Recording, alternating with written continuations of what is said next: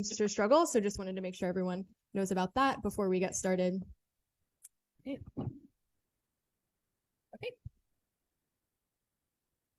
All right, so thank you everyone for coming. Thanks to all our speakers in person and online.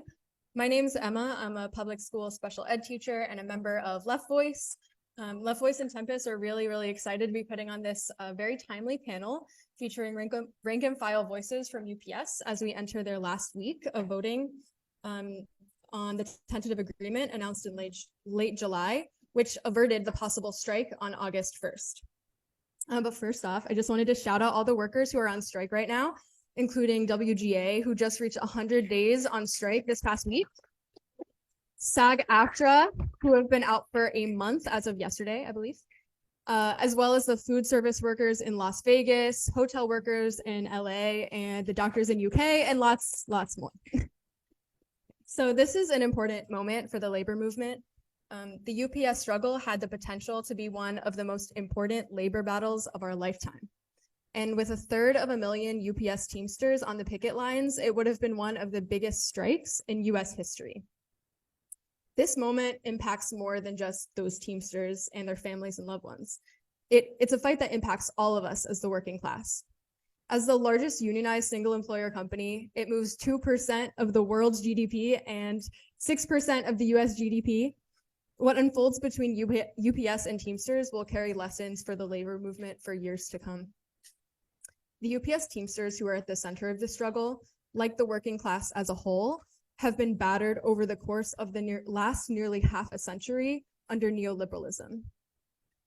The economic and ideological projects of neoliberalism sought to resolve the crisis of capitalist profitability by squeezing the global working class, attacking our unions, and trying to divide us in every way it knew how. 50 years ago, nearly a third of US workers belonged to a union. Today, it's just 1 in 10. Last year, 2022, marked the year with the lowest unionization rate ever recorded in the US. Under neoliberalism, living standards of the working class were crushed. In an attempt to make even larger profits, corporations created sweatshops in China, Mexico, and all throughout the global south to produce low-priced commodities that were easily shipped to the US through free trade agreements. Because after all, under capitalism, it's people who are subject to borders, not products. This system fueled unimaginable inequality in wages and living conditions and changed the economic and industrial terrain of the entire world. And on the national level, neoliberalism created a lower tier of workers, disproportionately Black and brown, who make poverty wages, can't pay their bills or mortgages, or send their children to college. Many jobs have become increasingly precarious, with more and more part-time gig work rather than well-paid unionized jobs. And we've seen how public services like healthcare and education have been defunded and privatized over the years. And in the run-up to and throughout the neoliberal period, business union leaderships became increasingly intertwined with the Democratic Party, ensuring labor stability for the ruling class while diverting the struggle away from the shop floor and the streets and into the polls. And all of this was combined as well with an ideological operation which hails capitalism as invincible, the best and only possible system. And in the universities, it erased the existence of the working class, and in the working class, it convinced them that unions were our enemies. But in the past years, something has changed. The project of neoliberalism has proven itself to be unsustainable. When the 2008 economic recession hit, millions lost their livelihoods and saw their future prospects dim under capitalism. When a global pandemic hit in 2020, we saw how it was workers, us, who kept society running while our bosses made all the profits. And when George Floyd was murdered by the Minneapolis police, millions took to the street as part of the Black Lives Matter movement, denouncing a key institution of the capitalist state, the police. This is a generation of workers, many who are youth, but of all ages, who have been shaped by these events, who are acutely aware of how our power is in our workplaces and in the streets. We are in the midst of a sea change, and the struggle at UPS is an expression of that. Despite the attacks of the neoliberal era, UPS Teamsters have survived as a union stronghold, though one with a contradictory history. The disastrous leadership of the Hoffa dynasty came with decades of concessionary contracts. The strike of '97 was centered around the company replacing full-time positions with underpaid part-time positions in true neoliberal fashion. The 15-day strike cost UPS hundreds of millions of dollars, and it was waged under the slogan, "Part-time America won't work." But over the years, the rapid growth of UPS plus the return of the Hoffa leadership allowed the company to make historic profits through exactly those divisions that workers were fighting against in '97.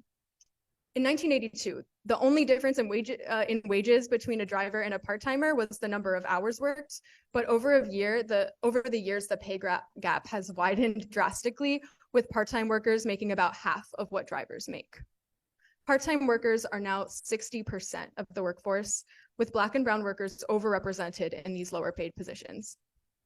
In the last 2018 contract, which was voted down by Teamsters, created a widely hated 22-4 two-tier system between drivers, where drivers were doing the same job, but with a $10 hourly pay difference. So this contract fight this year posed a real possibility of challenging these divisions, with the two-tier system of drivers and part-time wages at the center of contract negotiations. With this struggle, there was a real opportunity to challenge the divisions that were a pillar of neoliberalism and UPS's massive profits.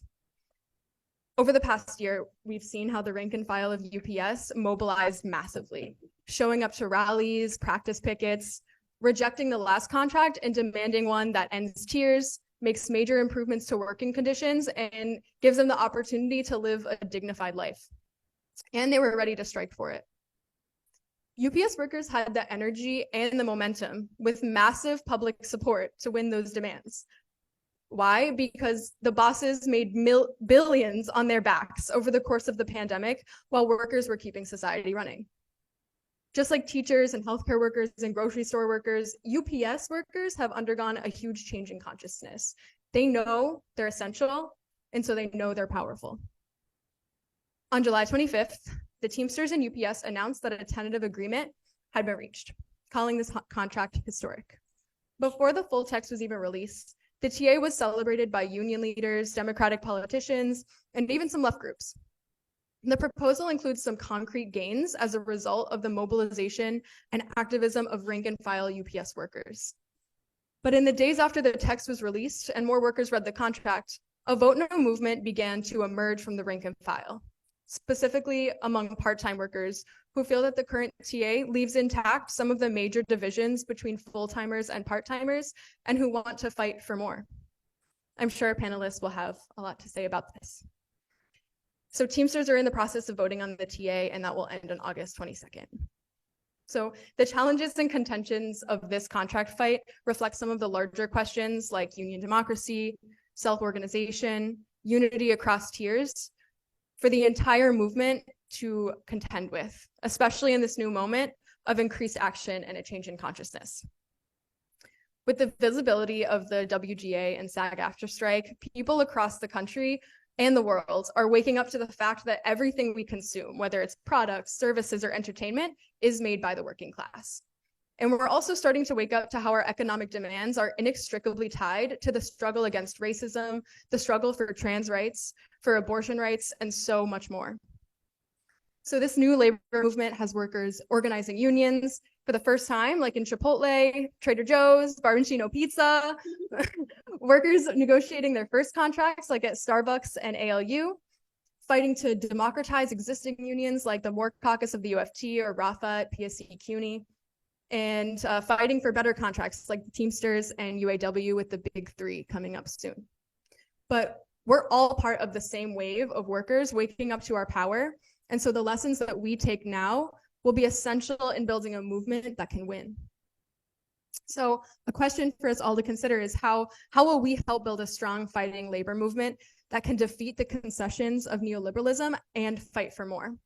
How do we build a labor movement that relies on working class self-organization on the shop floor?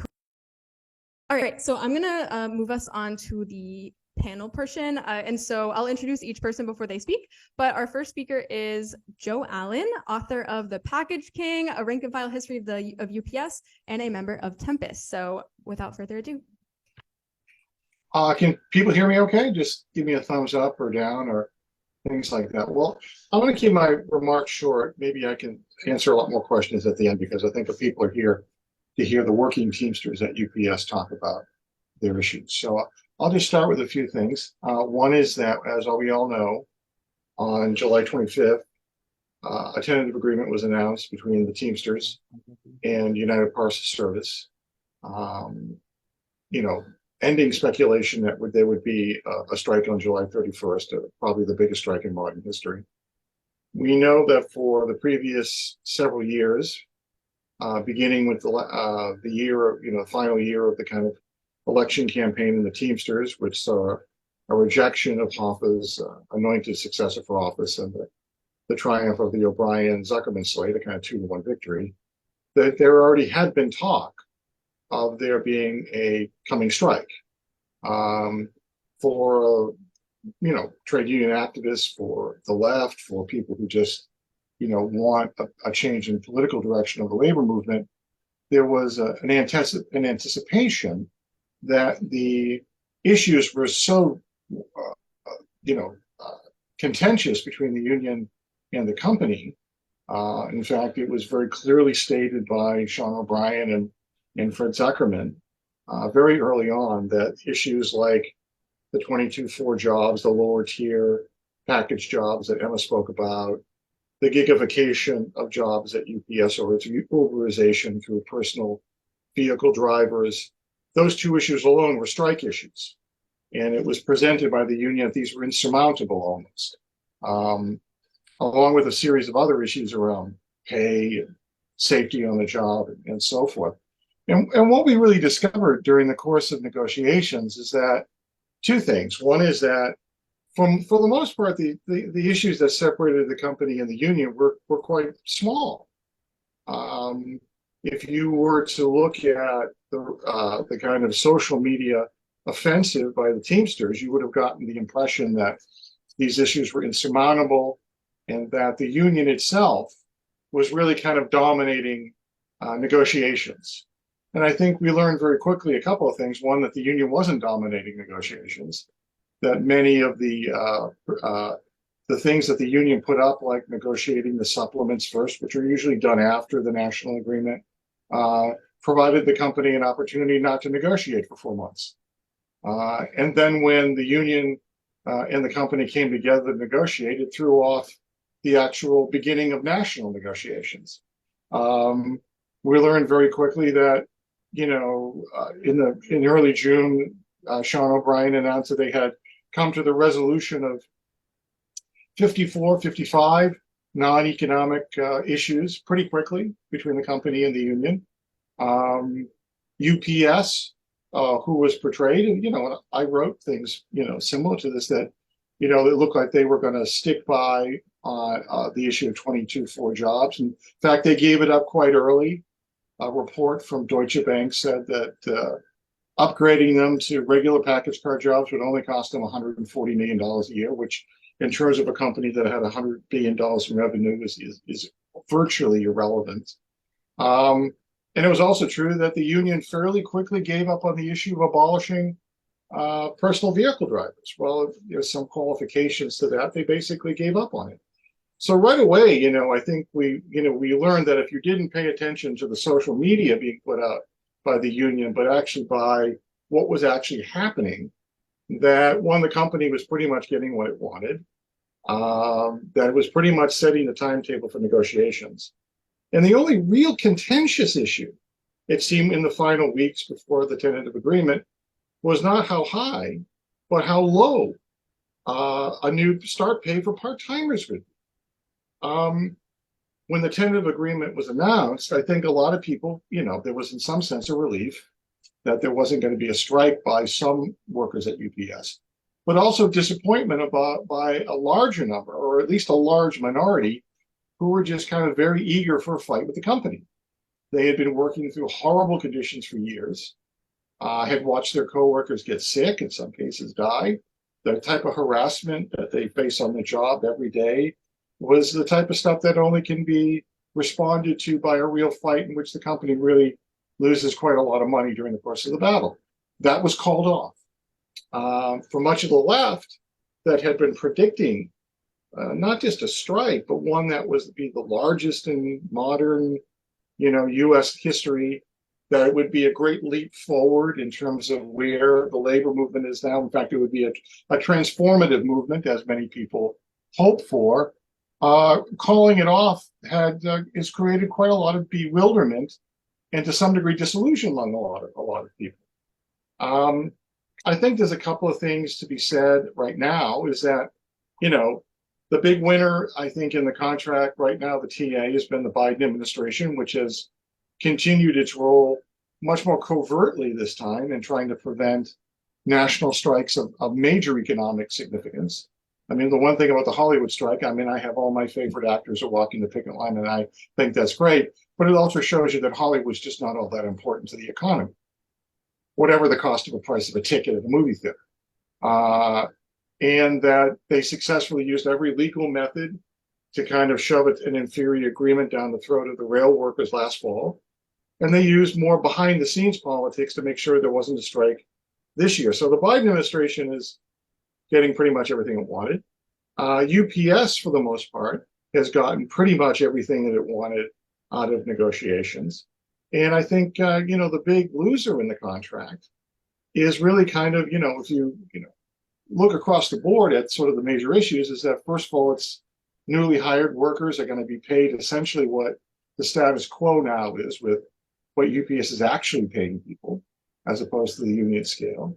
The questions of health and safety on the job. I mean, the deal over air conditioning for package car drivers is just not acceptable. Isn't acceptable. There's no discussion of air conditioning the hubs where people like myself had worked at one time and are just absolute furnaces during the course of the summer heat. And of course, the summer heat is really 6 months of the year now in large parts of the United States. And I think that, one of the things that I'm both happy by, but also a little surprised by, is that there's been much more talk of a no vote than I would have predicted, really, on a day after the announcement. And I think that's because not only were expectations raised, but we were promised a fight. We were promised that one of the most powerful groups of workers in the United States was going to bloody one of the great titans of American industry, and our side was going to win a big victory. And I think that, for many people, it's kind of underwhelming what came out of the contract fight.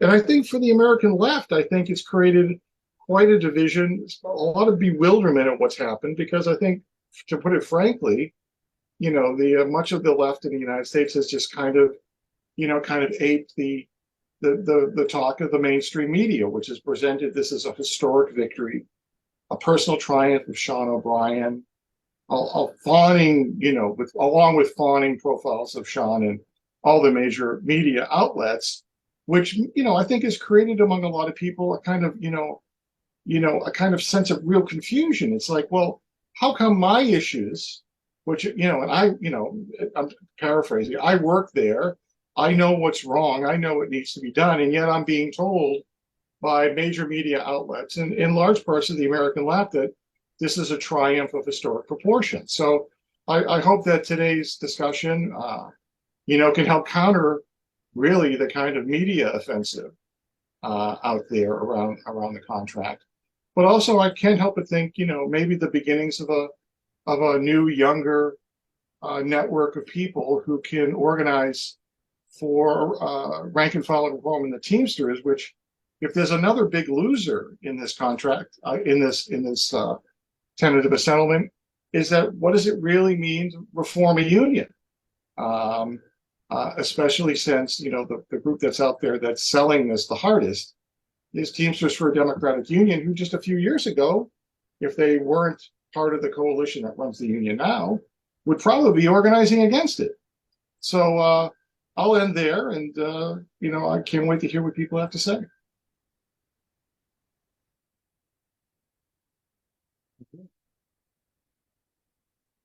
All right. Thank you so much. Next, we're going to hear from Jess Leigh, who is a UPS shop steward in the Griffin, Georgia local. So whenever you're ready, Jess. Hey everybody, thanks for having me. Yes, I am a part-timer on the Griffin, Georgia preload.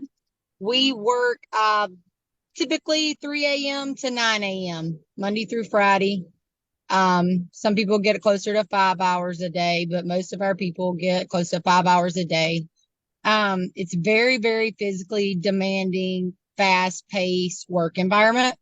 It's about 8 hours worth of work condensed down into those 5 to 6 hours. And if you can't physically maintain that kind of pace, you don't make it. Plenty of people don't make it. It's just the demand on your body, and then the way you're treated by management is poorly. You're treated like nothing is good enough. Safety is thrown out the window. If it has anything to do with production, safety means nothing. They give you a worksheet sometimes and, check their boxes for safety, and that's where it ends. It's not a good place to work. Like Joe mentioned, there is no AC in the buildings. I have temperature readings from it being 105 on the inside. That's just not acceptable. That's not a humane work condition. It was maybe 90 degrees outside. So, we're talking about at least a 15-degree difference from the outside temperature. That's just not acceptable. We can cool these buildings. UPS can afford to cool these buildings. Plenty of facilities cool their buildings. If it was a matter of production, like the management, their offices are all air conditioner. Where the servers are, that room is AC. Where the dyads and the equipment are kept, that room is AC because it demands it. Human beings also demand proper treatment, and most especially when they're making astronomical profit for you. That's just the basics. That's basic. Like, we need to treat our people like basic human beings and not tell people that they're being unreasonable for wanting that. The wages is another big one. The part-time wages need to come up more. There needs to be some kind of like top pay, higher pay for those senior part-timers that may not want to go driving for whatever reason, or they can't medically, because you can be disqualified. DOT disqualifies people medically for driving. So not everybody can drive. And there should be options for people to get into more full-time spots inside the building. The current path for that actually opens that to all full-timers first before any part-timer. So technically, a driver that's been full-time for a year can take that position over a part-timer that's been there 15 years. It's not a fair system. There are a lot of things in place to keep that part-time workforce down. Dennis Taylor was actually quoted saying that the union and the company have kept part-time wages artificially low purposely because it affords them gains in other areas. And what that literally says is we're okay sacrificing all those people as long as we can take care of these other people a little bit better. And that doesn't jive with me. If you want to look at how somebody's treated, look at the lowest person there, base it on that, raise that all the way up to at least where everybody is equal. And then, and then also progress, from there. But the treatment is not good. The pay is not good. The conditions are not good. And we know the money is there. So literally all these things are fixable. We have 350,000 members. We can fix this. And we can fix most of it, a lot of it now in this contract. Like, give something in this contract that people can say, you know what? We did pretty good. We made UPS a better place to work. This contract isn't that. Oh, well, we got somebody an added penalty for all that excessive overtime. Like the penalties have been there. Penalties don't get people home to their family before they go to bed at night. That's what people want. They want a balance, right? They want to be able to turn in that 8-hour request. And if they dispatch you with 12 hours, that you can pull right back in at that 8-hour mark and say, here's your work. My 8 hours is done that day. Same thing with 9.5. If you're going out, you should only have to go out with 9.5 hours worth of work, and you should be able to come back. The company can sort that out. That is not on our members' backs to slave away further and further and further for this company while we get less in return for what we give them. And that's just not right.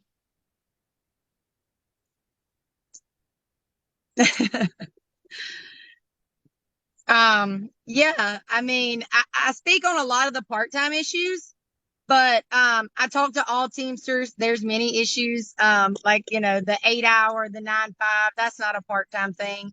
But everybody deserves to have a life. Whether you're part-time or you're full-time, it doesn't have to be your life. And that's what UPS wants. They want ultimate control over us. So basically toy with us in any way they see fit with no repercussions. And that has not changed in this TA, not one bit.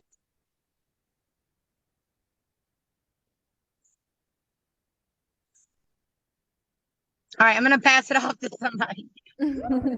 Getting lots of applause here, Jess. We all love it.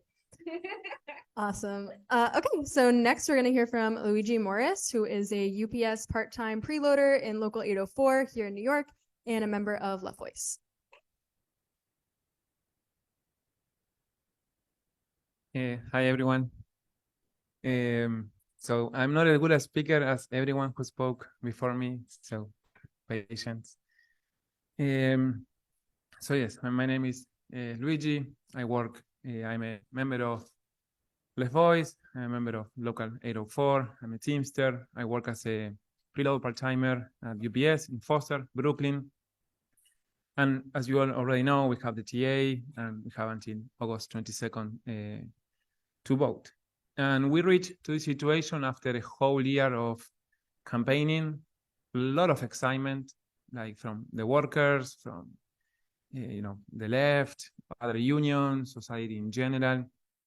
And we reached to a peak where among the workers who voted for the strike authorization, 90% of the workforce voted yes. I was outside my gate, talking with every part-timer that was coming out, and it was a super easy yes. Like, people was willing and to strike and try to have better working conditions.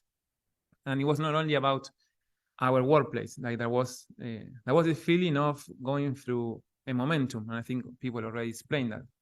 We came out from the pandemic, especially workers in the logistics sector. We were seen as essential. We were having a whole different, perception as a workforce, and we were only seen not only as people who work that keep the society running, but also as a nation of change. As a subject, we have been, we appear in the news every day, not only for how hard we're working, but also because of all the strikes and union drives going on that was already explained. And there was all this excitement of that is already now over 140,000 workers on a strike, and we could have joined them and have 500,000 people striking in the US. And I don't share some political aspect, but I want to read a phrase from Jay McCalaby that she wrote for The Nation regarding the UPS bargaining. She said, "But workers also need more. As a movement, we need to remain sharply aware of moments when we have sufficient leverage to set new standards and pay it forward, rather than limiting ourselves to restoring previous gain. The 340,000 UPS Teamsters are in the extremely rare position of wielding significant economy-wide power." And that quote is totally accurate. The situation, the last time UPS was on a strike was in 1997, and now the company is 10 times bigger. Like, more workers, 6% of the GDP goes through our hands. We handle 20 million packages, 12 million of profits every year, record profits. They want to continue having all these crazy profits. So they were under a lot of pressure, because if it was hard for them to deal with a strike in 1997, a strike now would have so much more pressure on them.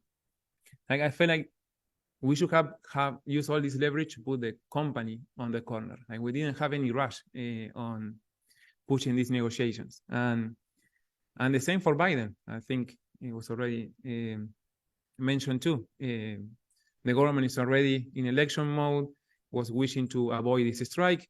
They already did everything possible to avoid the railroad workers strike. So they didn't want to have any kind of disruption on the supply chain. And, we have seen also all the Democratic Party cheering the contract as soon as not even the contract, the highlights of the tentative agreement, they were immediately cheering up as a historical, to put pressure of, okay, you all should accept this, it's historical. So, definitely the government didn't want 500,000 workers on a strike, and didn't want this to inspire more workers to go on a strike. So we got this TA that a lot of people has already been saying. There are important gains, there are things, that are worthy, but all of them also have its own limits and contradictions, because the fact that the two-tier system was eliminated, that's great, but at the same time, now we are having a new tier, that is the part-time workers that are hired after August 1st. They will start be paid $21 an hour now, and at the end of the contract, $23. I will end with $25.50 after 5 years. All these new workers that will have just 1 year less than me will be paid $2.50 less, and there is no reason to have that difference. And drivers got something super important, that is to not work on their day off. Like, they were forced to work in the 6th day, not having time to spend with their families, etc. But now the overtime protection, as Jess was saying, is also not totally guaranteed. It's like 9.5 hours, and if the company don't respect them, penalties.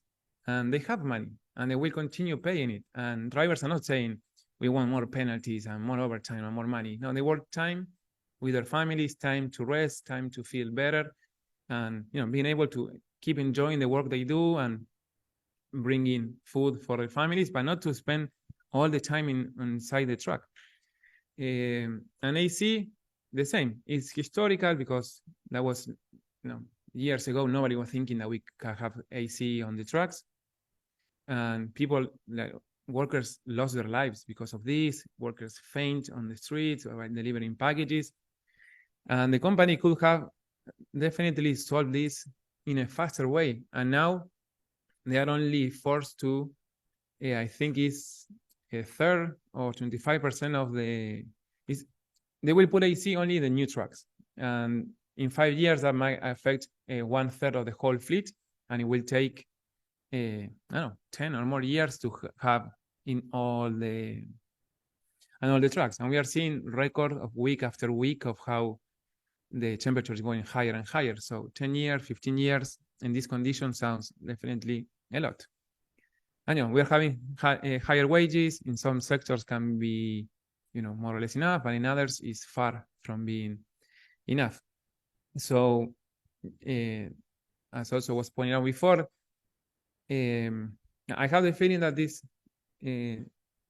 TA will be ratified, but not with an enthusiastic yes. Now we can see the union making all these efforts to convince workers that this is historical. If this is historical, they should be, chilling, knowing that there was a great job and everyone is celebrating and will be a 90% yes vote. But that's not the case. A lot of workers are seeing the problems and the shortcomings with the contract. It's obvious that we could have fought for more, and there was willingness to fight for it. And I think one of the main explanations of why people is not totally satisfied with this is because the workers are raising their expectation. And that's a positive thing. I feel like the union is very defensive of saying, no, $21 should be enough. We can fight for more, or we did the best with AC, but the working class is having more expectation than before, and they're willing to fight for it. So that's a positive thing for this contract. It's a positive thing for keep organizing and to keep making the Teamster union stronger and stronger. And I really like what a Detroit Teamster said, Emily Butt said in a Jacobin podcast, that we didn't have the chance to fight for more, and we were ready and mobilized to do it. And I feel like that's the sentiment that is, felt wide, whether people vote yes or no. That sentiment that we could have fought for more is totally there. And the vote no is also strong. There is a lot of people that is super convinced of voting no. I'm part with Teamster Mobilize, another sector of pushing for a vote no. But of course, we don't have the same resources. There are no spaces to speak openly about why we think we can all fight together for better working conditions. There are 5 videos per day in Twitter, in Instagram, 10 graphics per day. We get messages all the time in our cell phone, vote yes, vote yes, vote yes. And we only speak to our workers. We show up in some media, but there is a whole difference of resources to give a different point of view, because we are in a democratic union. People should arrive to the decision of yes or no, listening every argument. So if people vote yes, that will be a stronger vote, because people will say, oh, I listened to no arguments, I'm still convinced about voting yes. But also will be a chance to people who are saying yes to listen what other shortcomings that other sectors are seeing. And I think, I'm a part-timer, Jess spoke a lot about it. We are, we are very behind in many things. It's a very poor working class sector, precarious, super exploited, less respected. Like the amount of disrespect at our workplace is insane. We are dealing with housing issues. Workers are in, food stamps, having 2 or 3 free jobs. It's still a revolving door. I see new workers all the time. Hopefully this can help some workers to stay longer so we can continue organizing. And, many times some sector will say, oh, but part-timers don't engage. Part-timers don't come to the meetings. Part-timers don't do this. But for us, it's super hard because we have 2 free jobs. Our life conditions are worse. Workers has been left behind for many decades. So then it's, hard to my sector to feel engaged with the union after decades of sellouts. And, it's a very hard life. So it's not that easy to get engaged. And also there are not so many spaces. Like, for example, it was amazing that the practice picket were happening across the country. And I feel like that play a factor. Like, if there are the gains that we have in this contract, it's not only because people is skillful in the table. Like, in the table, you can talk a lot, but the power is on the streets. So if main factor was seeing that across the country in many different states, people was coming out for the practice pickets. But most of them were while part-timers were working. So we were not able to engage with that. You see all the photos and the videos, most of them are drivers. So there hasn't been so many efforts to bring the part-timers into the, the contract negotiation, etc. And one of, the main problems that has the CA is the non-closure agreement, that all the negotiations have to be kept in secret. And not only for the Teamster negotiation, but for every negotiation, that's something that we have to fully reject. There is no one reason why we don't need to know what's going to be negotiated. And, there were some clear demands and the 2-tier system. That's super straightforward. But for part-timers, we didn't know how much was being asked for us until the same day we got the TA. I didn't know how much wage we were asking, 19, 21, 25, no idea. And are we fighting for more hours? Because as part-timers, we only have guaranteed 3.4 hours per day. So that means my actual wage is $16.50. So I made less than $300 per week before taxes. Of course, that when there is more volume, we work 5 hours, do overtime, but we are only guaranteed 3.5 hours. We didn't know if that was going to be changed, if that was part of the discussion. I'm going to work 4 hours, 4.5 hours. That's because it's not only about the wages. We also need more hours. This is part-time job, not minimum hours job, or I don't know how to call it. We didn't know about the break times.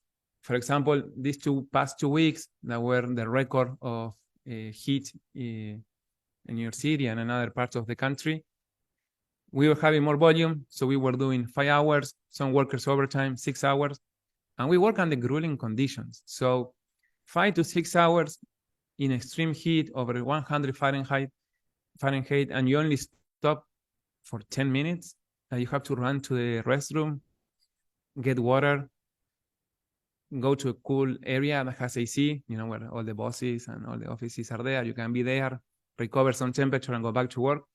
But 10 minutes in 5 hours is crazy. Like, I can't. It's it's super tiring. And then you have to go to a second job. That's insane. And there has been a lot of contentious about the $21 versus 25. We were, I think this question also was brought before. TDU in the beginning was circulating petitions saying that we needed $25 minimum an hour for part-timers. So I got that petition, talked with my coworkers about it. Hey, there is a petition for $25 an hour. And in less than 1 hour, we got 80 signatures supporting that petition. But then that disappeared. You couldn't find it anywhere where TDU was saying how much money should be fought for part-timers. And now we ended up in this situation where we ended up getting 21. And I think, this is to bring real conversations, because I know it's a complicated topic, but myself and most of our coworkers, we don't make ends meet. We are totally behind everything. So I'm having coworkers that come to me and say, hey, when are we getting the 21? Wasn't it August 1st? Because they, saw that the negotiation ended and we should be paid that right now. And explain, no, we have to wait some weeks. That is a voting process. If you agree with that, you can vote yes. If you think we can still fight for more, you should vote no, etc. And they answer me, I want the money now. I need those 21 right now. And that's because the situation is desperate. Not because they think 21 is enough or 21 is what they deserve. It's what is now offered, and because of how all these contract negotiations happen, there is a sense of, I don't know if we are ready now, that all these divisions growing, the union is pushing for vote yes, I don't know if we go back to the negotiation table. I need money, my family need it, I want it right now. But when I keep talking with them, and it's like, yes, I want that 21 because I need it, but I was ready to strike. I was ready to fight for more. So even though if people vote yes, we have not to mistake that as a total approval of the TA, because there is still willingness, energy, and desire to totally change our life. And I feel like something that we have been saying as all these conditions, all things that were going on, what an excellent opportunity to try to go for that. Then, okay, sorry, I will. Is it more? It's more. Okay, I will try to wrap up. Sorry, I didn't realize about the time. Okay, skip. Dun. So, okay, something that is really important. During the whole campaign, there was a huge feeling of unity among part-timers and drivers. I'm working, I see a driver wearing, we are ready to strike. And I'm like, hey, that's a nice hoodie. Hey, this is also for you too. I'm going to strike for you too. So that feeling of, camaraderie or being together was growing a lot. And I feel like how the TA was presented, all this infighting for the yes, vote no, hey, 21 is enough, it's not enough, is putting some limits to that unity was growing. And if that is something that I would say is the most important thing for the contract fight, is that we need to fight for this unity. Like this is the unity that will keep together the union, that will make Teamsters grow, that will make Amazon workers to be encouraged to join our fight. And that unity is what's gonna defend us in the long term. Because, okay, now we're saying companies having profits, but if they don't have profits, I don't care. They have to pay us who we deserve anyway. So in the moments that they try to attack us, and that unity is the one that will save us. So I feel like we have to engage in a way and put our fight in a way that that unity keeps growing, and we don't, we don't lose all the terrain that we have been fighting for.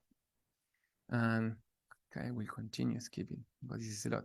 And I would say, so the Vote No campaign, for example, there were some left groups going outside the gates, trying to promote the idea of why we should vote no, why we should fight for more. And there was some responses saying, the left should not say what workers should do. They should leave everything on their hands, etc. But that's not true, because then the same sectors are putting the red carpet for the Democrats that comes to our rallies or to our practice pickets. So they have the right to speak, they take the megaphone, they express their ideas. And then for the vote yes, the union has all the resources. So there is a lot of sectors that are coming, supporting the main union ideas, how the TA has been going. So I feel like we also have the right, and also sectors that are supporting our struggle, to come and join and support our vote no, because it's coming from the rank and files workers too. And I think, and it's an important task for socialists, not only to support the strike, to support the struggle, but to use all these progressive elements, to use all this enthusiasm to fight for more, but also to bring a different political perspective, because McAlevey said all that I mentioned before, but then says UPS workers are mainly pro-Trump, so we need to use this contract fight to make them pro-Democrats. And that's not the issue. Like, we need to use this experience for workers realize they have power themselves. Like, they don't need to trust any capitalist and pro-bosses party. And in this experience, it's important for part-timers and drivers to have spaces where they can become agents, where they can decide about this struggle and take that same conclusion to higher level, understand that we are the ones who run the society, and we are the ones who can fight for a better place to live. Sorry, I went long.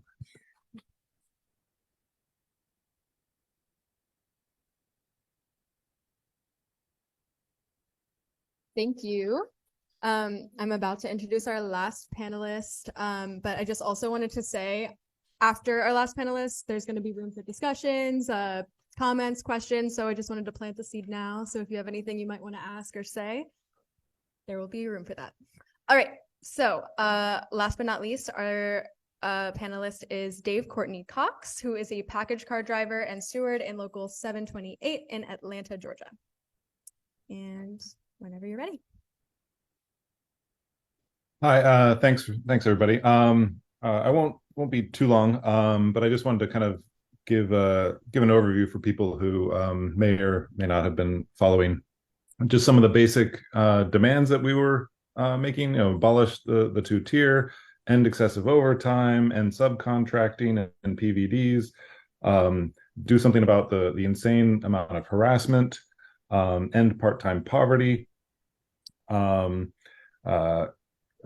air conditioning and ventilation in the package cars and buildings, and a big pay raise. I mean, these were not, we weren't asking for, foot massages and bottomless mimosas every morning. We were asking for kind of basic dignity, and to undo the concessions that, particularly the concessions of the last contract, but also the concessions that have been rammed down UPSers' throats for the last 40 years. So what did we get? What were the big headlines in this supposed historic victory? Well, for ending two tiers, we got rid of the 22-4 second tier driver language. Okay. For ending excessive overtime, we got no forced 6 punches, so we couldn't be forced in on our day off, except most drivers already had that in different supplements, things like that. We didn't end subcontracting, but we limited it. We didn't end PVDs, but we limited it. Part-time poverty. You can see some of the reactions of part-timers to the proposals there. AC only in package cars, and only at a rate of about a quarter of their fleet every 5 years.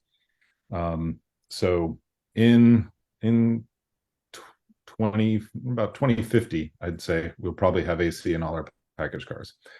So those are some of the historic gains.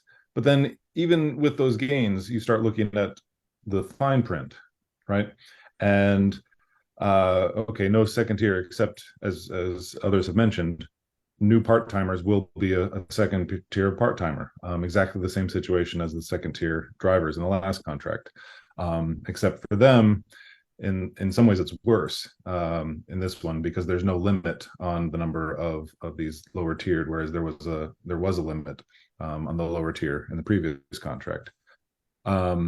Also, the people who were formerly the second tier can still, they got those who got promoted to be Monday through Friday can now be forced back to Tuesday through Saturday. They have no protections of that. There's no limits on that. Subcontracting, again, it's still there. PVDs, again, it's still there. Harassment, nothing was done about harassment. And just so people know, I've had a supervisor threaten me, physically threaten me. Nothing was done. He's still a supervisor. He's still right there. He's stalking me. I had a customer one day when he was following me and stalking me, wanted to call the police because she thought I was in danger. Those are the types of people who are supervisors at UPS. For part-time poverty, nothing was done about MRAs. The market rate adjustments, those can be taken away. They're promising that they won't be, but there's nothing in writing. So if you look at all these, we had the demands, which was to be treated, as basic, as Jess said, basic human beings, basic human dignity. And then we got the headline gains, and then you read the fine print. So it's historic in the sense that some concessions were undone, I guess, if you look at it that way. But how I think a lot of us are looking at it is what Malcolm X said about progress. He was asked, don't you think there's progress? And he said, no, if you stab a knife in my back 6 inches and pull it out 3 inches, that's not progress. In fact, it's not progress if you pull it out all the way. The progress comes from actual healing, and the healing hasn't begun yet. And I think that's true of this contract as well.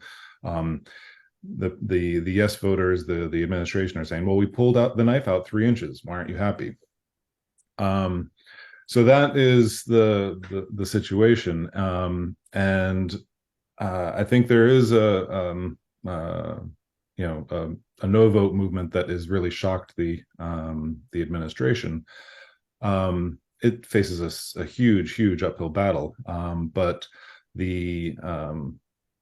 I think they were kind of enthralled with their own success at getting what they did, and really for them, we were the audience, we were the backseat, we were not the main show. But I think what we have to say is that we are the main show, and that's the kind of thing that I just want to stress out of all of this. And I think others have mentioned the same thing. Whether or not we win the no vote, and again, I think it's a major uphill battle to get that. For me, it's actually kind of beside the point. The real question is, are we organized enough to get what we want? Is the rank and file organized? Are we organized with our brothers and sisters to get that? There's often been a lot of undue focus on the big ticket things, right? The IBT election, your local elections, the contract every 5 years, or something like that. When really there's not enough emphasis on figuring out how we organize with the people working next to us. It's difficult, of course, but that is really That's really the most important thing. You know, a great president of a union with an unorganized rank and file won't be able to win anything. A great contract with an unorganized or uneducated rank and file that doesn't enforce it is useless.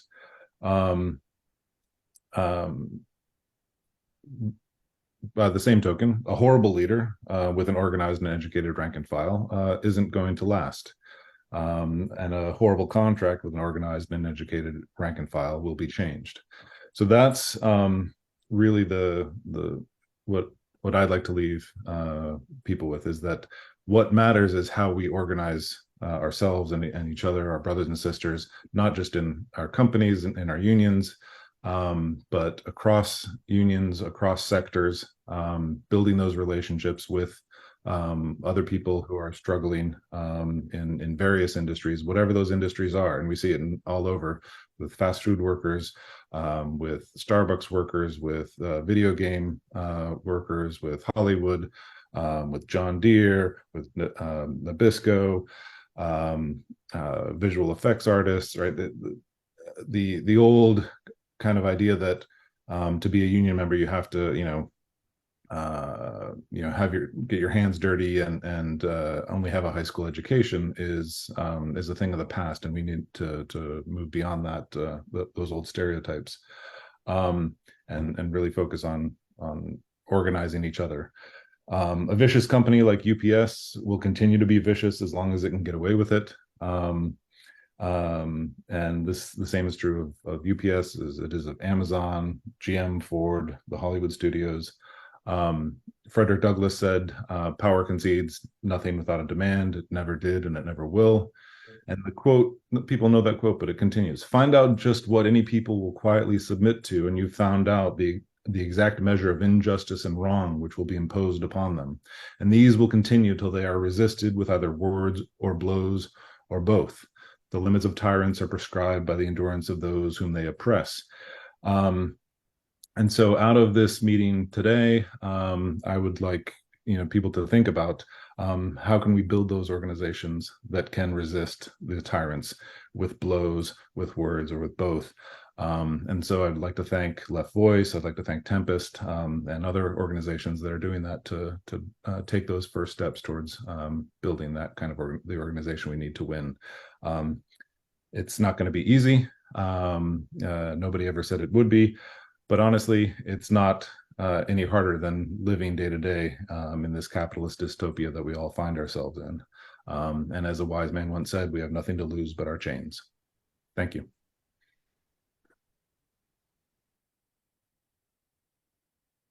Thank you so much. And can we just get one more round of applause for all of our panelists?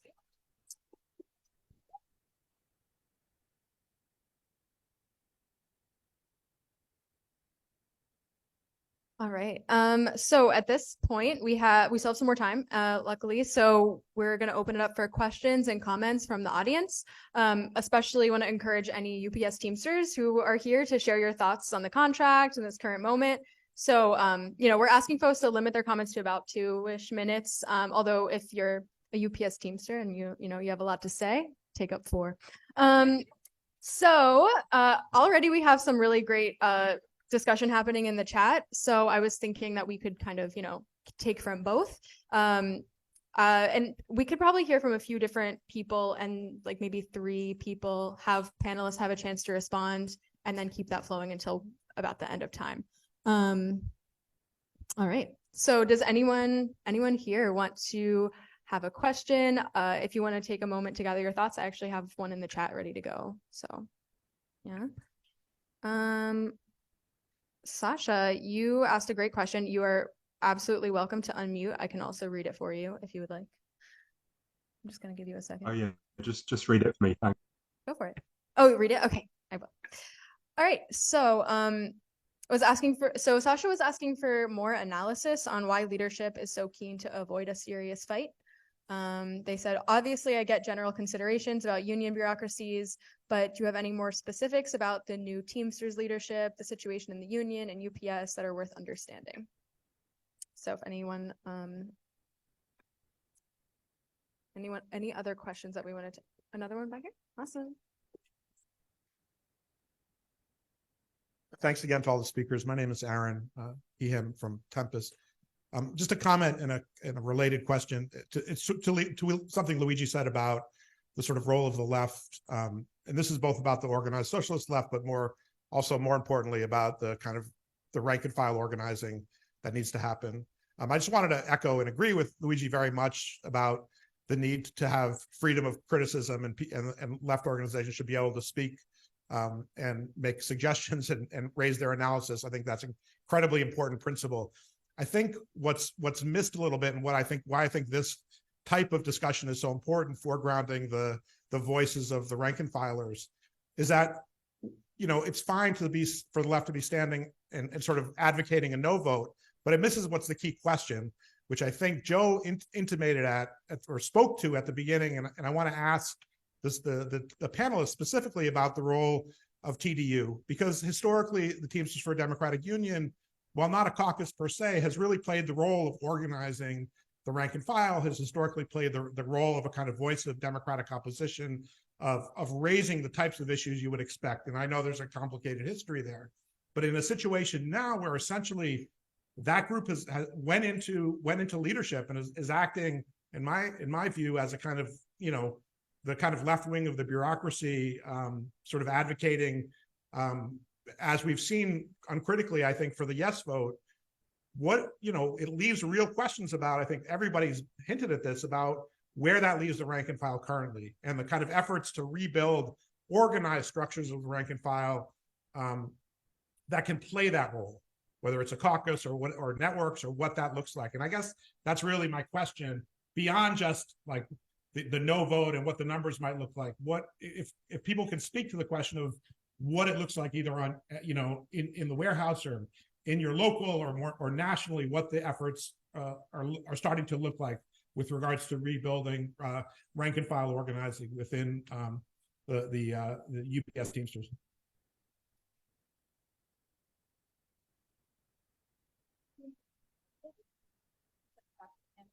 So yeah, if folks want to speak, raise your hand. I'm going to go to Ben because Ben's a UPS worker.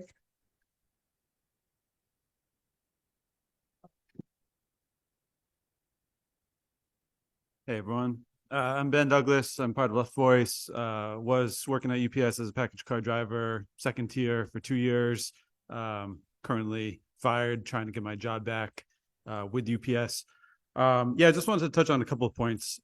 Just about the contract. I mean, I think it's good that we're discussing some of the gains, but also have a real critique of the shortcomings and in some cases concessions.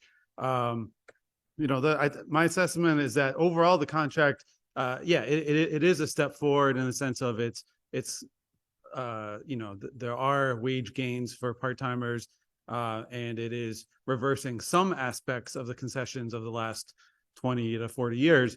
But on a lot of key aspects, it doesn't touch on the fundamental question. So fundamental question, should part-time workers make less than half what a driver makes? I think no. I think that should be a line in the sand that, different jobs, okay, whatever, different classifications, maybe there's some justification for different pay scales in some situations, but there's absolutely no excuse for a union to accept that the majority of the workforce gets paid less than half of what some sectors get paid. So in that sense, even raising the starting wage to 21 an hour fails terribly short of what's needed. Also on the question of safety, I mean, if this contract happened during the Great Depression or the Great Recession of 2008, or pre-COVID, I think there would be a lot more enthusiasm for it, but people died, working at UPS, and there was really nothing done for safety. I mean, I went in and there was no social distancing, there was no temperature checks, there was no rapid COVID tests, rooms packed together with workers. And in the building I worked at least one person did die, a car washer, this guy Dave. And I think that, unknown numbers of UPS workers fell sick and died during the pandemic as a result of the negligence of the company and a less than energetic fight put up by the union over safety. So I think that when we look at the contract, and we look at the vote no, this is also a rejection of, the disregard for safety and pent up anger over years of working in a dangerous job. I want to talk also, I know I'm going over time, but on what people are talking about with the importance of self-organization and mobilizing the rank and file and creating, avenues for the rank and file to weigh the pros and cons of the contract, get to know coworkers, and, how can the rank and file come to be a political agent in its own right? I think that's our question. And I think that's something that is, urgently necessary. In the national Teamster election, like 1 in 10 people voted, right? Same thing on the local level. The level of member engagement is quite low as a result of largely as a result of decades and decades of workers being sold out. So I think that we're faced with the challenge of rebuilding a bottom-up class struggle unionism that needs to go way beyond anything that Sean O'Brien, Fred Zuckerman are willing to do. And I think that we also need to not respect the sort of profit motive framework that the negotiations have happened with. UPS, we should not accept that UPS is run privately for profit by billionaires. I think that we should fight for a logistics sector run by the working class for the working class. And so fuck the Democrats and fuck, the bosses.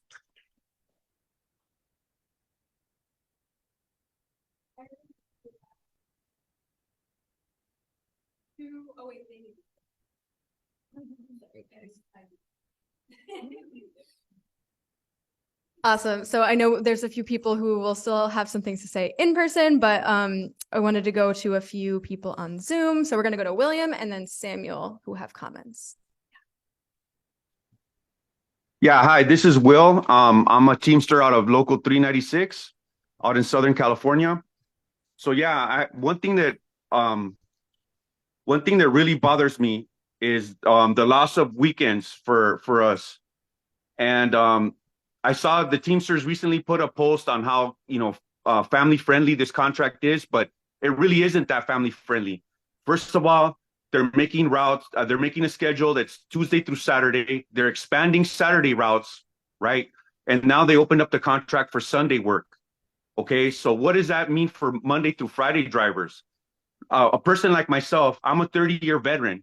For the first time ever, we had a change of operations. And for the first time ever, since they moved my route from my original building to another building, I find myself without a route on Mondays, while other less senior drivers have a route. How is that improving the lives of Teamsters that have been there for a long time, right? Like myself. I don't see it. I don't see that. There's language that does protect me in a way, but it's not good enough. They know I'm an activist, and they know that that's the way they target me. Okay, that's number one. Number two, nobody's really talking about the pension cut in the West. Absolutely no one.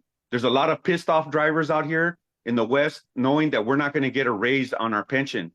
And that's going to contribute big to the no vote, okay? Nobody's talking about that. We went to the union to the union meeting to speak on it. We got harassed and bullied over it. Okay, that's the kind of stuff when you go up there and you speak, that's what you get. When you speak truth to power, with these business unionists, that has to change. We really need to elect more radical revolutionary leadership inside of our unions, or else we're not going to have a class struggle, a union movement in there. What we're going to have is the same old garbage that we're seeing right now, right? Is the boss friendly contract being negotiated for like going back to the weekends, right? That's all for them. Finally, what this all comes down to is what matters more. Does the market matter more, or do people's lives matter more? And it seems to me like this union and the bosses, they worry more about what the market's doing instead of how we're doing, how our lives are going, right? And this has gone back for at least a good 20 years. I've seen it. As soon as Amazon has come in, they've dictated our working conditions, and the Teamsters and management has also brought it down along with it. You know, our working conditions, our lives, you know, are meaningless to them. You know, like I feel like we're just a money making machine to them, and we have you know, we're not human. You know, our lives are not valued. You know, we as radicals, we have to fight for a better future. We have to fight for a better tomorrow. And the only way I see it is if we just vote this thing down and fight for more. And that's all I have to say.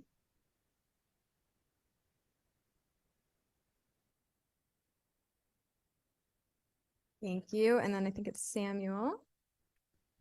Yeah, thank you. This is Sam Friedman. I used to live in Los Angeles and wrote a book about a local union there. But my question is, and it's a real question, is there any discussion going on about having wildcat strikes or local strikes if this thing goes through? I mean, it's worth remembering that groups like TDU basically organized as a result of the 1970 wildcats and of the 1976 strikes. So that, you know, that is part of the way in which the rank and file organizes its power. And it's not an easy way. You know, in no way, shape, or form is it an easy way. But, you know, so this is just a question. Are people talking about it? Awesome. All right. So sorry, we're just like rushing. So I think we can hear from like 4 more people. I know if you want to speak, can you just raise your hand? I know Audrey. Sorry, I know you. You don't know me. Go to you as well. Anyone else? Hime? Anyone else? Okay, so we'll start there. Okay. Here we go. Is this okay? Yeah. Okay. Hi everyone. My name is Audrey. I'm a part-time package handler in local 177, North Jersey. I just want to give a shout out to all the people who've called in from Teamsters Mobilize, like Will, Jess, Jose. Yeah, I've been involved with Teamsters Mobilize alongside Luigi and Ben to organize a no vote to vote this contract down. And as we've been doing that this last few weeks, the IBT leadership has been doing everything they can to crush like all dissent. They're like dispatching paid organizers across the country to drum up a yes vote. The IBT like social media put out a post about a week ago saying anyone who's telling you that this contract is concessionary is lying. Don't trust them. They're saying that we're spreading misinformation. So that shows to me that the IBT leadership is very concerned, actually, about the fact that a lot of people are very upset with this tentative contract. And I will say it does parallel with like the state kind of ramping up this kind of misinformation stuff and increasing censorship, saying that everyone who's dissenting against the state is like a dangerous element. I mean, that is kind of the same rhetoric that the IBT leadership is using here.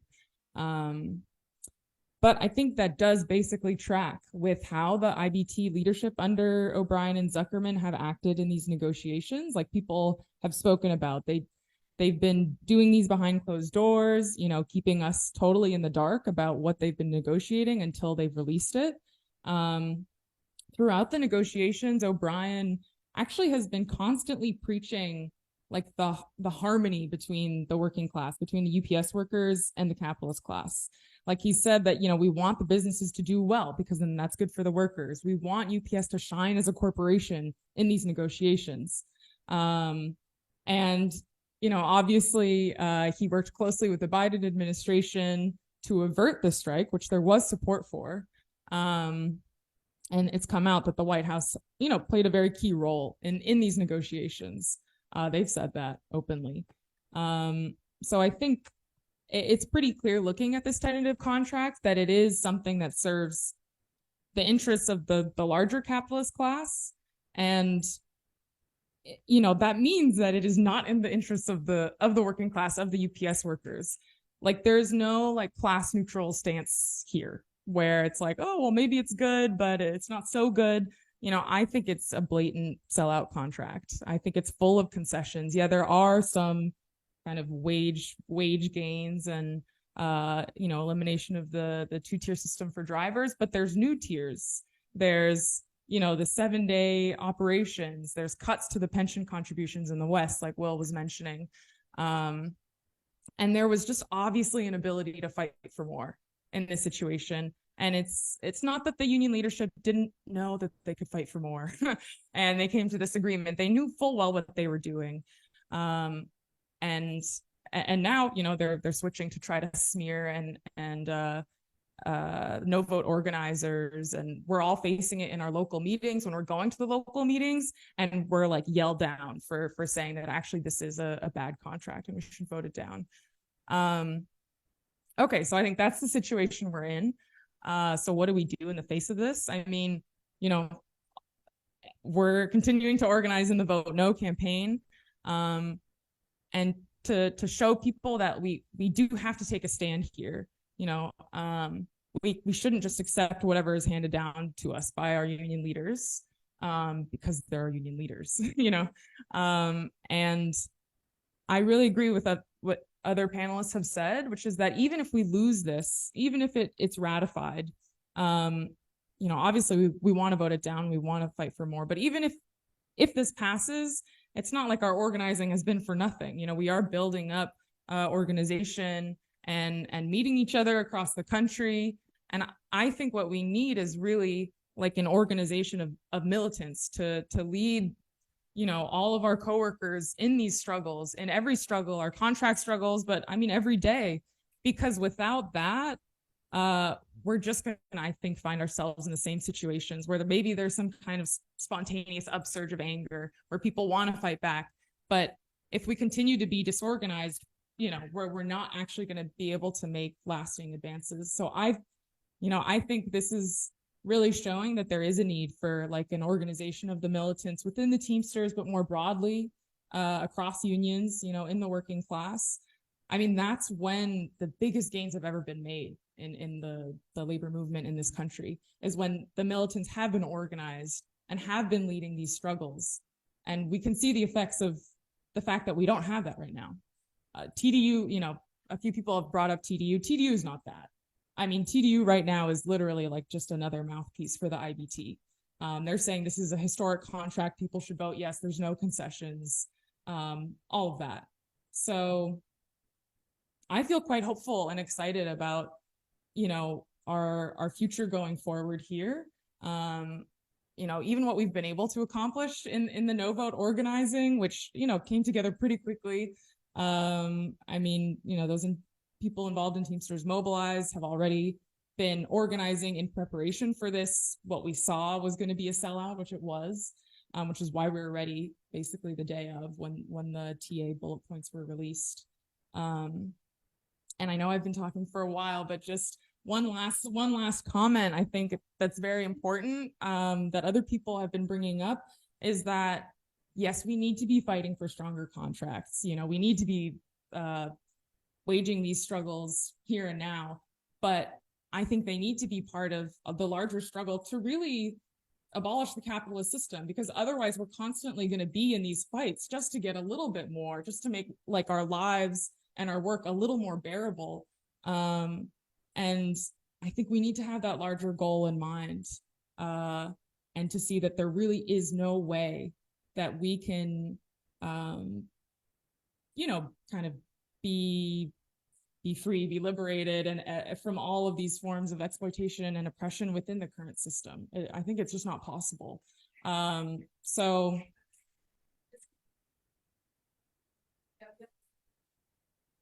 Oh, okay. Well, yes, that's just what I wanted to say, but I hope to like speak with others more after the event about these things. Thank you.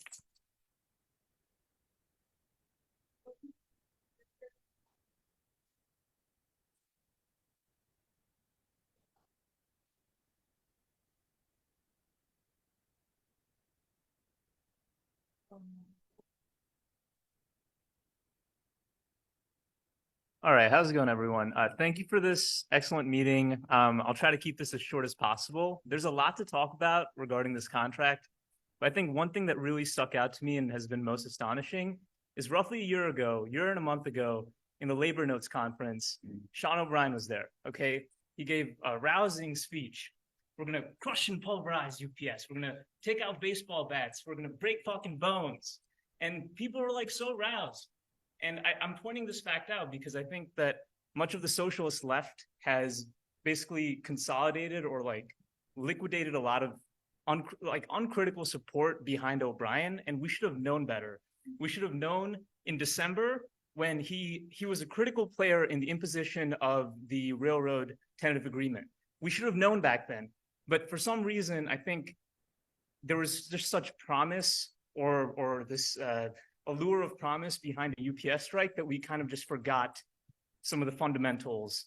And unfortunately, one of the few organizations that has been on the money on this has been like the ultra-left cranks at the WSWS. And I think that's a shame. And out of all this too, I think the ties to the Democratic Party that Sean O'Brien has displayed, and much of the labor bureaucracy displays, it's just such a strategic block that has to be overcome. And I know there's lots of groups that call for a new party of the working class that needs to be created.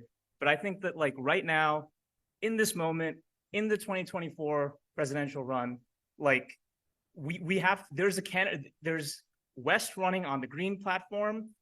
This is the moment to actually consolidate support behind this candidate and come out of this campaign with a new mass membership party that could perhaps serve as a new political center of like workers within trade unions. And yeah, I mean, there's just a lot to talk about here, but like coming out of this, I think we just have to be a much more hardened as socialists towards like the labor bureaucracy and not hold our tongue and be ready to build opposition from day one. So yeah, thank you. Yeah, sorry.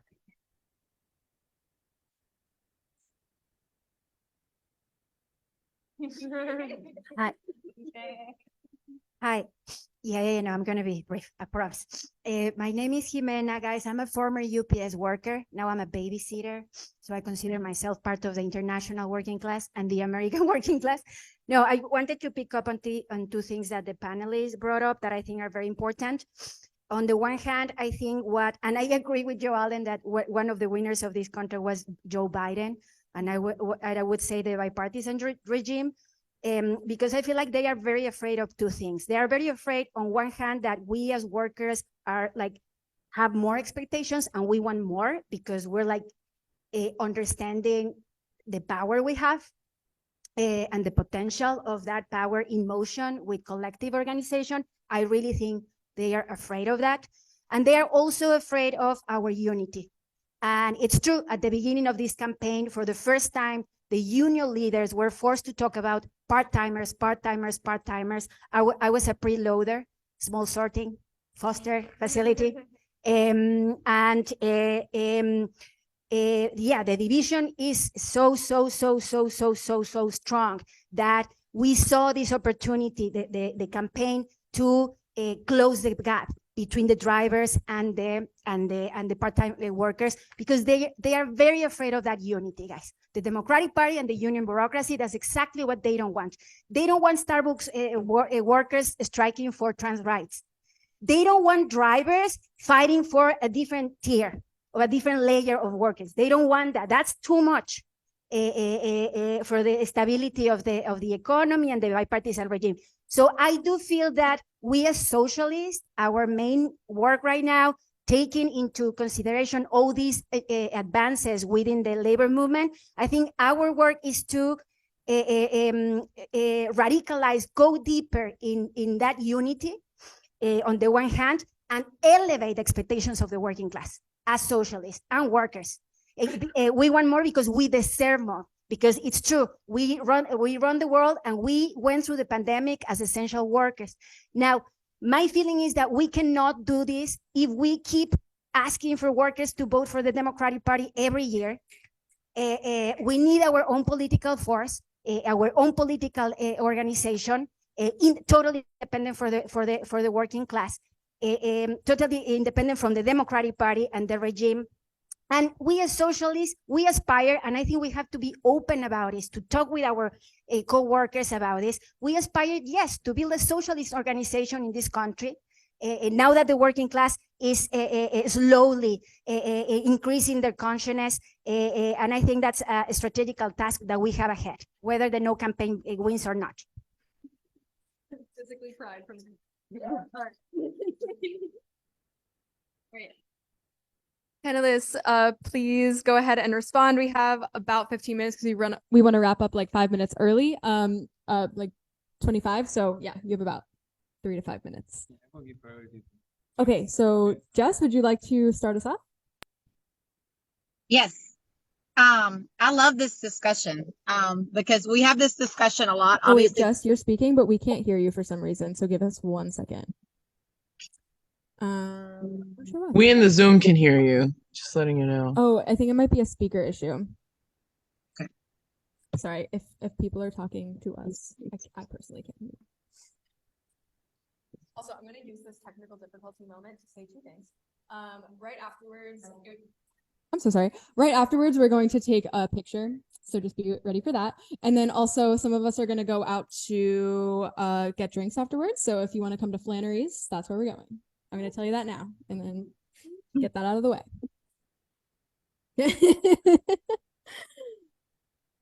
Okay, can we check if we can hear Jess? Oh, just the speaker stopped working. testing.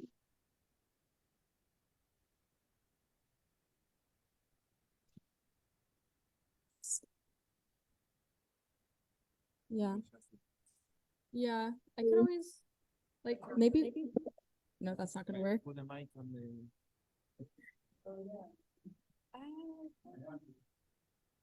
I could try if it's gonna do one of those phone things. Yeah, let's try.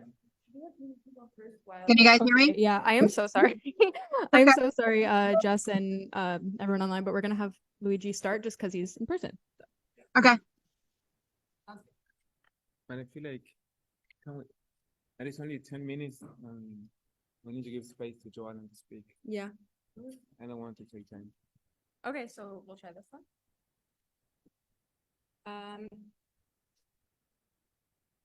Yes, can you start speaking and we can see if we can all hear you?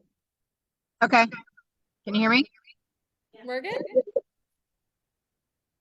Go for it. Okay. Yeah, we have, I know Audrey spoke. I'm also a member of Teamsters Mobilize, as well as Big Will that's on the call. And we have that talk often, like what's next? Like, obviously this is the main priority right now, but what's next? And that's what we want. We want to basically build that militancy from the shop floor up. One of the reasons that the people in my building are so organized around the Vote No campaign is because for a year, ever since I've been a steward, I constantly speak power into folks. Like, this isn't right. Like, you deserve better. You don't need to be treated like that. Like, following the procedures that we do currently have in place to try to hold people accountable. And that does change the climate in these individual buildings. It's not overnight work. It's constant work, modeling, speaking to people, holding people accountable. It's everyday work on our shop floors, and people see that, and they will follow that, and they will get on board with that. And it's rank and file movement. It's shop floor. It's not, leadership's not going to do it for us. They're never, ever going to do it for us. They can talk about it. They're not going to get on the shop floor with us every day and put in that same engagement. And, TDU, O'Brien itself was supposed to be a reformer. TDU was kind of supposed to be the group of reformers. And by a lot of people's definition today, like, that's not what we're seeing. And I think there's a lot of people that are like us that are looking for that more militant edge of like, let's stand up against this. Like, we don't have to necessarily make buddies with people. We don't have to have these outside agreements that benefit other things than what our actual focus is supposed to be on. And it should be people that do the shop floor work. Anybody that gets away from the shop floor work steadily gets further and further away from being able to represent those people. You just can't not do the same job, not live the same lifestyle, and claim to represent those people. It just doesn't add up. And we need people that are in leadership roles that are still on the shop floor doing that work. It doesn't have to be one or the other. You don't have to be either somebody on the belt or somebody in a suit. Like, maybe you're one day and one the next. Like, we're multifaceted. Like, we're Teamsters. Like, we can do any damn thing. Like, we show that on our shop floors every day. Like, there ain't nothing we can't do. So, like, half of my building could, like, throw on a suit and, like, go throw down, like, in a professional setting. Like, we don't need somebody to do that for us. We can do that, too. Like, let us handle our own. So, yeah, I definitely think there's a need for that. And we want to keep organizing around that. And, you know, these webinars that we're doing, that's more of a vote no campaign, you know, that's probably going to switch gears and be more of like, you know, how do you organize on your shop floor? How do you stand up against the injustices that you see every day? Like, where do you even start? Because it's kind of terrifying. It really is. It's not an easy fight. There's constant retaliation. You decide you're going to stand up, you do it knowing you're putting a target on your back.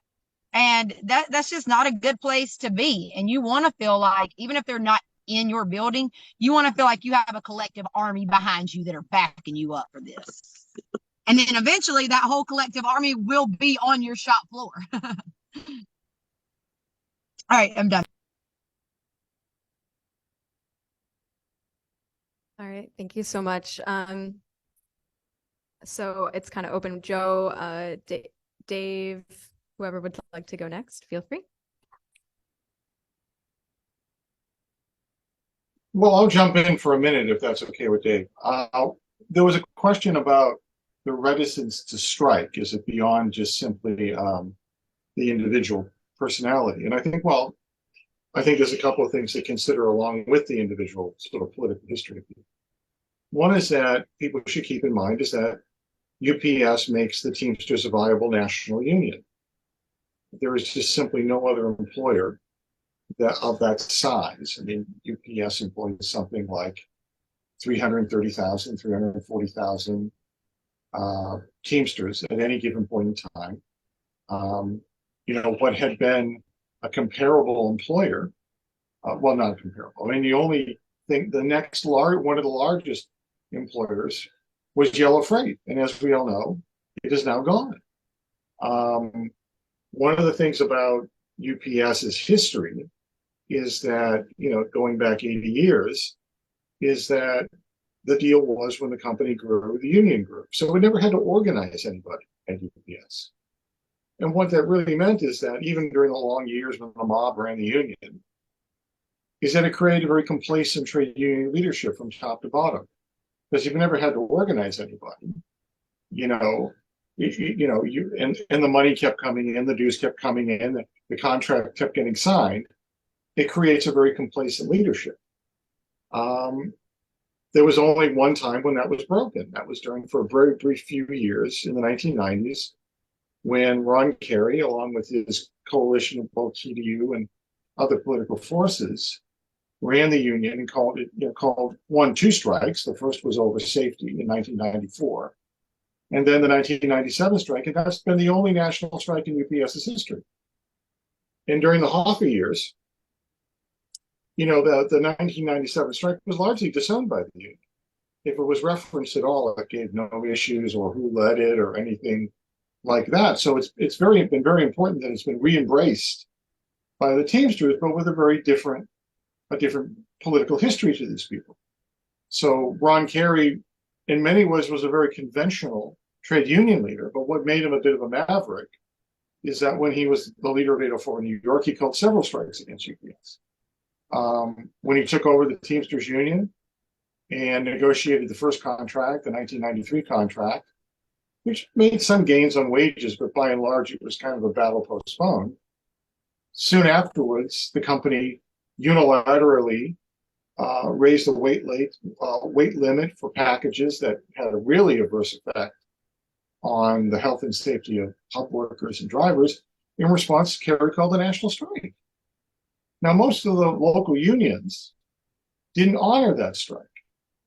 UPS read that as their friends in the Teamsters will save them. Well, they tried, that was a real issue. On the other hand, what they didn't understand is that Kerry called a strike against them, and nobody else had ever done that before. So in 1997, when really the whole future of the union at UPS was on the line, Kerry called the strike because the company just, made their famous last, best, and final offer. And what really surprised everyone was, one, there was a strike, two, the picket lines held, and three, it was popular. And, and that also made Kerry a political target for the federal government. The House Republicans and the Clinton Justice Department soon after, which hunted him out of the union, laying the basis for the Hoffa leadership to take over. Now the union is in an even deeper crisis, even though UPS in some way, the Teamsters are even more dependent on UPS to be a viable national union. In 1997, when the strike was called, there was 185,000 workers on the picket. Potentially this time there could have been 340,000. So the actual membership has doubled. And despite some anxiety about the growth of Amazon during the previous decade, and there was real anxiety about it. I mean, you go back and you read what people wrote and on social media as well as interviews, is that UPS has actually grown quite, in a very fast way across the country over the last 5 years, partly propelled by the pandemic, but also for other reasons. And so, once again, it's created a bit of it has reinforced the kind of complacent bureaucracy, except the union is both more dependent on UPS and at the same time faces all the challenges of a logistics economy that is largely non-union and continues to grow. Even Hoffa, on his way out the door, said, there's an existential threat out there. Well, the existential threat has actually been real since the 1980s, with the deregulation of trucking and the inability of the union to respond to the rise of non-union trucking firms. The Teamsters has largely become, less than a ghost in what used to be its stronghold. So on one hand, you have these proclamations, about this historic victory, but right beside it, the collapse and disappearance of Yellow Freight is really the end of the Teamsters as an over-the-road trucking company at the same time. So, I think that's a key to understanding the hesitancy of O'Brien. He comes from a very different place, a different section of the union. In fact, the people who spent most of their time in the 1990s undermining Ron Kerry. But they both face similar problems that aren't going away. So I think, when you understand what happened over the last few weeks is that both that the Teamsters are more dependent on UPS than ever to be a viable national union, and the bankruptcy and disappearance of Yellow Freight should reinforce that for people. And it does matter with people's political history. So Sean O'Brien's long history as a loyal lieutenant of Hoffa, opponent of reform, that made a difference at this point in time. And I think the big issue for TDU for me is I just wish they would do what they, used to do. And I think the long years, particularly under Hoffa, where they were still something that people would go to get accurate information or get ideas about, their legal rights, to deal with issues of being victimized on the job, to kind of find out the truth about contracts. Well, they still were that, but I think they also focus far too much on electoral successes. And I think they've lost the kind of focus on the shop floor. And I think that began a long time ago. But I think that, for me, it's like that's something to get back to. And so, at this year's TDU convention, I hope that this becomes part of a real debate and discussion about where the reform movement goes from here. But I think that's going to be a very hard debate to have, because they're part of the coalition that runs the Teamsters right now, and for the most part are out there uncritically pushing ratification of the contract. I'll end there for the moment, Emma. Thank you so much. All right. David, would you like to say some final words? Sure. Just kind of, I'll be brief. Just want to echo some of the few things that people have said about organizing, but also want to give maybe like a little bit of a longer view. So about 2 years ago, when a few of us started the contract proposal group on Facebook, we had lots of debates. And one of the things I proposed was not just ending excessive overtime with our quote 9-5 list, but also an 8-hour list. And the reactions of people were incredulous. How could you possibly ask for an 8-hour day? Now, for those of you who don't know, the union movement in this country was born out of the fight for an 8-hour day 160 years ago. So 160 years later, the idea of an 8-hour day in supposedly the strongest union in the country was considered ludicrous, and not something you could even ask for, really. So that's kind of, it's important to recognize where we're at in the road to building these organizations that we're talking about. That we've been pushed back a long way, and there's a long way to go. But the sleeping giant is awakening. I think it is waking up. It's still groggy, but the American working class is starting to rise, and it's not content to just look at the union movement as it is as something to aspire to. People are questioning things far beyond what the unions do, or what they're allowed to do. So I think we need to recognize that in our in how we talk with people, is that it's not, our goal isn't just to be, to enforce the contract that we have, but to ask why we have such limited contracts in the first place. Why do we have such limited labor laws? Why should we just be pushing for the PRO Act? Why not more? Why not repeal Taft-Hartley? Why not go back to the era where wildcats could happen, where we didn't care if if our union leaders sanctioned the strike or not? I mean, these are all, we're not even remotely here yet in most places, but things are happening, and the working class is moving in fits and starts, and we have to be able to recognize that we want just not strong unions. We want strong unions, but also massive, radical, militant rank and file organizations that can fight injustice anywhere. So thank you.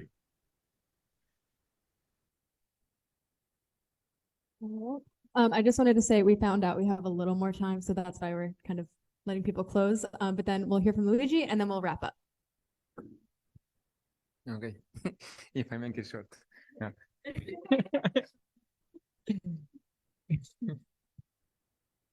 No, I think all the contribution has been really good, and I feel like when we need more of these spaces where we can share our thoughts and try to figure out how to move forward.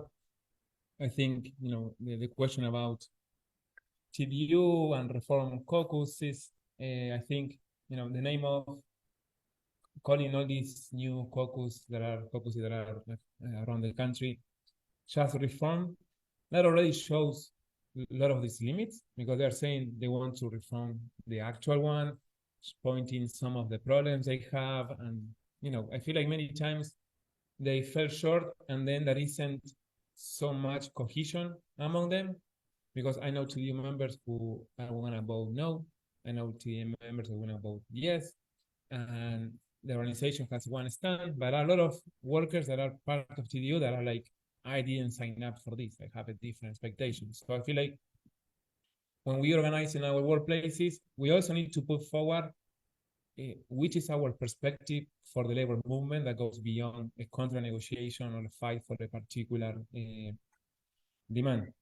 And I feel like something that is very important is to encourage self-organization spaces of the working class.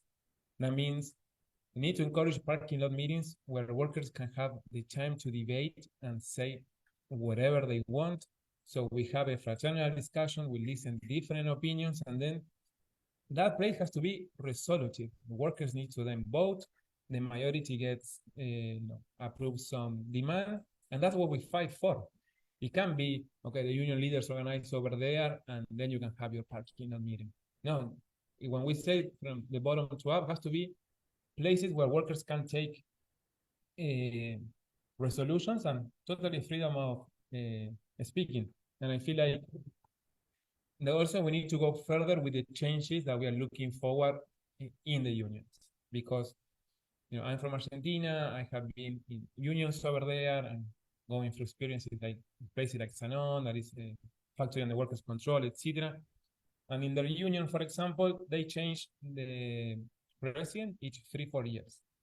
And when the president stops being the president, goes back to work, so that people who is elected for the union doesn't separate from the working class, because then becomes a career, a place where you want to achieve. And actually you should be there, do your thing, and then go back to the line, so that your material life, your material conditions are attached to the working class conditions. And I feel like there is also this doubt about having this reform caucus engaging in politics or having political debates. There are a lot of conferences where you can discuss a lot of unionism, but the political discussion is very limited. And if there is discussions about politics, it's very narrow to elected officials. Let's fight for this law, let's fight for this project. But it's you worker, you do the grievance, you fight in your union, and then you vote for this person to make a larger change. And not how to use the working class power to achieve those larger changes. So I feel like that's a big thing.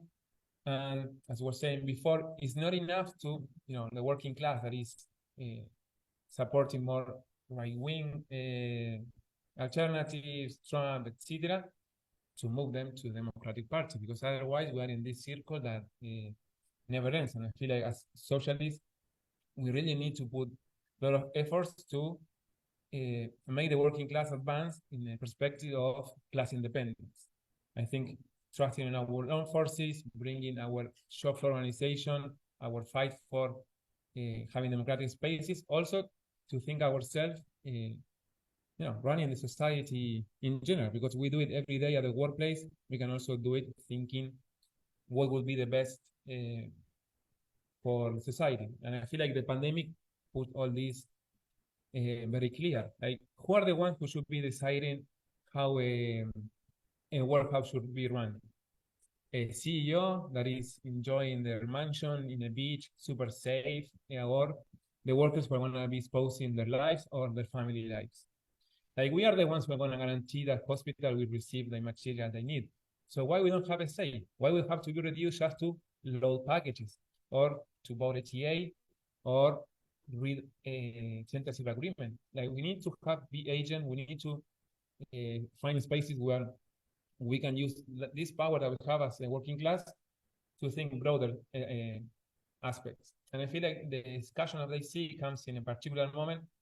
We worked through the pandemic. Then we have here in New York City all the smoke from the wildfires from Canada. We work again. So that we didn't learn anything from the pandemic. We are already working under conditions that we should not be working. Drivers were outside 12, 14 hours. Like, when that doesn't even make sense. But if we only think on the daily stuff, for example, unions should be fighting and workers should be talking about the problem of housing. If I can get $21 an hour, $25 an hour, but if my rent goes $400 each time I want to renew, that's impossible to match. And a lot of workers, something good of this job is the access to healthcare, but that should be already human right. We shouldn't be saying, oh, okay, I need to support to stand and go through all these grueling conditions because I have healthcare. I have to be thankful. No, healthcare should be guaranteed, and we should be working not because our health and our livelihood depends on this. So I think there are a lot of topics that goes totally beyond the workplace. Capitalism is putting in danger our existence. It's making conditions harder and harder. So while we fight for this political independence, so we stop trusting in politicians that they have their own agenda, that they're fighting for the capitalists. We need to start building our own organization that is rooted in the working class, that is run by workers, but has a larger perspective. That from our point of view is a socialist way of organizing the society. So I think all this energy that happened around the UPS possible strike and our fight, now the UAW contract is coming. So all this enthusiasm and energy for the working class standing up also has to be put to find alternative to this system that has nothing to offer us than misery.